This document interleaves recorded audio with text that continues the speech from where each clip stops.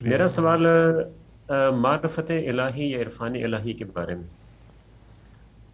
ظاہر ہے انسان کی یہ فطرت کے اندر ہے کہ وہ اپنے خالق کے بارے میں تجسس رکھتا ہے، اور میں نے جو پڑھا ہے فلسفیوں کو بھی، علم الکلام کا بھی، صوفیاء کو بھی، اور سائنس کا میں اسٹوڈنٹ ہوں، تو دیکھنے میں یہ آتا ہے کہ ہر ایک اپنے انداز سے عرفان الہی یا اللہ تک رسائی اس کا کوئی ذکر کرتا ہے۔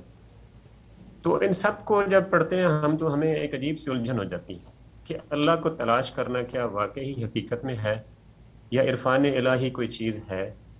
تو میں یہ پوچھنا چاہ رہا ہوں کہ قرآن ہمیں کیسے رہنمائی کرتا ہے کہ کیا واقعی عرفان الہی کوئی چیز ہے بھی، یا ہمیں بس اللہ کے احکامات کی جو پیروی وہ کرنی ہے صرف، ٹھیک ہے جی، جو کہ اس بات کے واضح رسول ہوگی۔ کی مانی ملی۔ قرآن بالکل رہنمائی کرتا ہے اور بہت واضح طریقے پر بتاتا ہے کہ اللہ تعالیٰ نے جو اپنی صفات اور اپنے سنن کا تعارف کرایا ہے بس وہی ہماری رسائی کی چیز ہے۔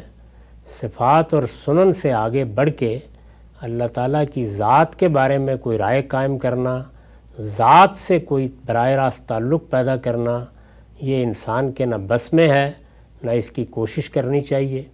اور اللہ تعالیٰ کی ذات و صفات کے بارے میں جو معلومات دی گئی ہیں اس میں بھی تنبیہ کر دی گئی ہے کہ کہیں بھی تمثیل کا طریقہ اختیار نہ کریں، اس لیے کہ لیس کمثلہ شیء۔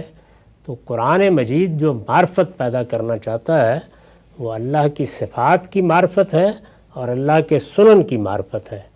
ہمارے ہاں جو دوسرے نقطہ نظر ہیں وہ ذات کا تجسس کرتے ہیں، اس سے قرآن مجید نے روک دیا ہے اور یہ بتا دیا ہے کہ انسان اس کی صلاحیت نہیں رکھتا۔